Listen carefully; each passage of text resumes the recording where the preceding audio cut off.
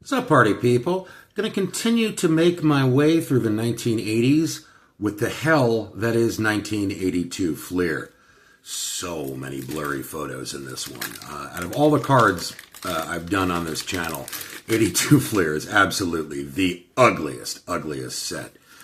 I was a little worried that the Disney Hiawatha cartoon from 1937 was kind of racist, but I just got this, which is like a lot more racist than anything Disney ever did, so my fears are dissipated.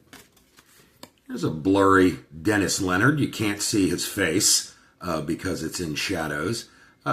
Terrible card. Well, this one's nice. East meets West. It's Carter and Fernando with, I believe that's Groucho Marx in between. Very cool. Very cool stuff.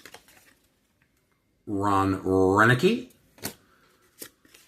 Another Len Sakata. This is like the second 1982 Len Sakata I've pulled the last few days. Taken from very far away, and he's kind of at an odd angle. I don't think that's how you're supposed to position your right or your back foot when you're throwing. Here's a blurry Sal Butera putting on his mask. Tony Bernazard with the White Sox. I remember Bernazard as a member of the Mets front office when Omar Minaya was the manager. And he got into a dispute in which he ripped his shirt off and threatened to fight a reporter. He did not work for the team for very long after that, but it was a memorable moment. Anyway, Tony Bernazard.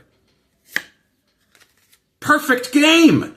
It's Len Barker and Bo Diaz. The interesting thing about this, as we've discussed, is that Bo Diaz did not catch Len Barker's perfect game. That game was caught by Ron Hasse. This card is an error, and a very stupid one. Philly's finest. Schmidt, Smith, and Carlton. Is that Lonnie Smith?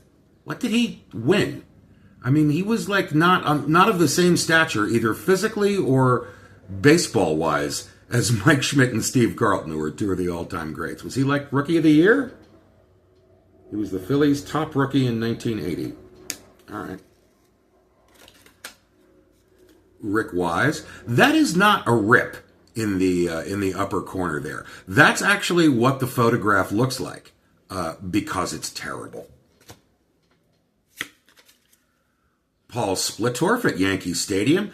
Again, you can move the camera down a little bit so Splitorf fills up the whole frame. You don't need the gray sky above him. Totally unnecessary. I am not a professional photographer, and I know this.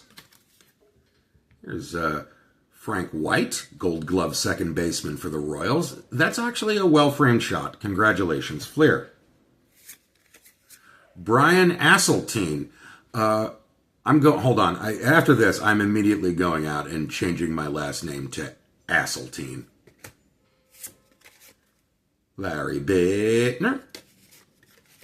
Sammy Stewart. And Roger Erickson. We've had his card before. He was quickly, right after this, he was traded from the Twins to the Yankees, after which he got injured and never pitched again. So, 1982 Fleer. Good stuff.